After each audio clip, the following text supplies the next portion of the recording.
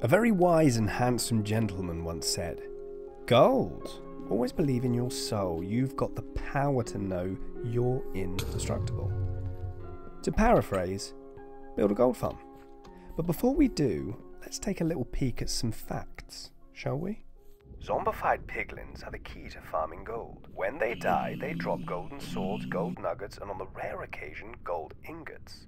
They will spawn periodically from active nether portals in the overworld, either one block to the east or south, depending on which direction your portal is facing. Playing on hard difficulty and building large nether portals will increase the chance of them spawning.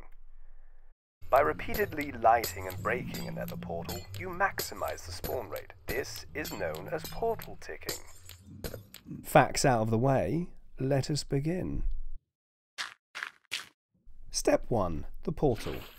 You could go ahead and tediously mine 88 blocks of obsidian in a cave, or perhaps even transport buckets of lava from the nether, but for convenience, safety, and as this is still the early game, a humble lava farm will work perfectly.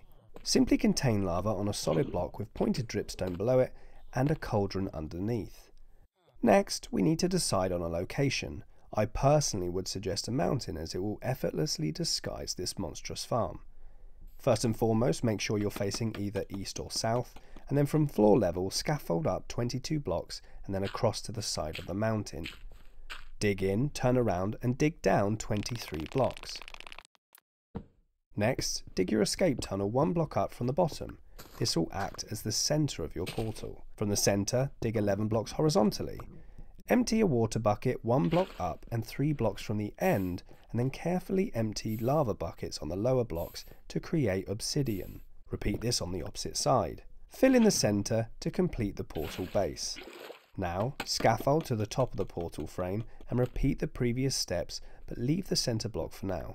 Carve out the remaining blocks within the portal frame going from top to bottom. For the sides, use scaffold in 3 blocks from the end, empty water at the top, then carefully empty lava buckets as you descend.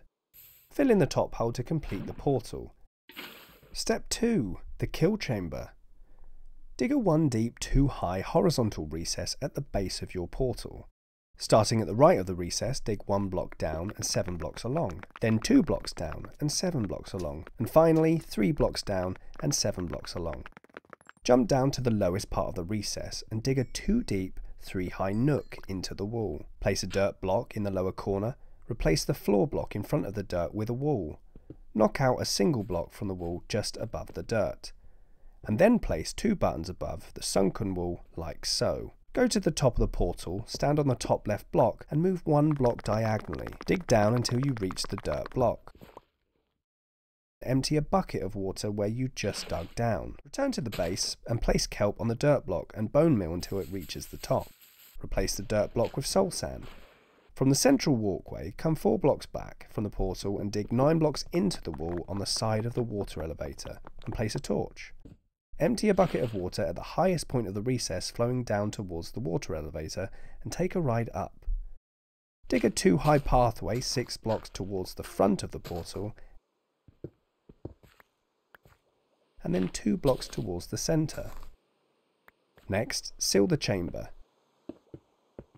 Empty a water bucket 1 block above the water elevator. This should push you 8 blocks. When the water stops flowing, dig down until you reach the lower tunnel. Place a trapdoor on the ceiling to complete the kill chamber. Step 3. The ticker. Go to the right of the portal base and mine a 4x4x2 recess away from the portal. Build a simple redstone clock and turn it off.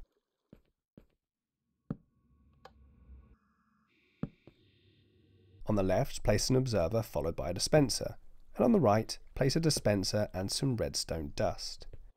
Add a powder snow bucket or a water bucket in the left dispenser and a flint and steel in the right dispenser. Now turn the redstone clock on and dig towards the centre walkway. If followed correctly, you should see zombified piglings flowing towards the water elevator before landing in the kill chamber. Step 4. Storage. Dig 6 blocks down below the kill chamber and dig a 5x3x5 area. Return to the kill chamber, knock out the front block and place a hopper facing down. knock out the back block and point another hopper into the front one. Cover both with carpets. Now dig out a 3x3x5 recess below the hoppers. Place a hopper facing down on the front right of the recess, then another facing into it from the left. Place 2 hoppers underneath the far right.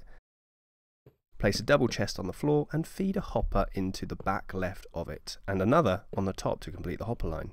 Place a temporary block on the far left, 1 block below the ceiling. Place another double chest adjacent to the temporary block before removing. Feed a hopper into the back left of the chest. Next, place a few blocks for a redstone circuit. Place a target block with a redstone torch on the front, followed by a comparator and some redstone dust leading down to the target block. Place a hopper underneath the left side of the highest chest and another into the left side of the lower chest. Place a blast furnace on top and fill it with fuel. With the gold farm complete, place glass panes in the centre walkway and in between the dispensers near the ticker. Fill the remaining gaps with solid blocks and place a button above each dispenser for manual control. Fill the left dispenser with flint and steel before turning on the farm. For best rates, slay the piglins in the kill chamber with a looting 3 sword. The top chest will collect swords, feeding into the blast furnace, smelting them into gold nuggets. The remaining loot should filter straight into the lower chest. And that, my friends, is how you farm gold.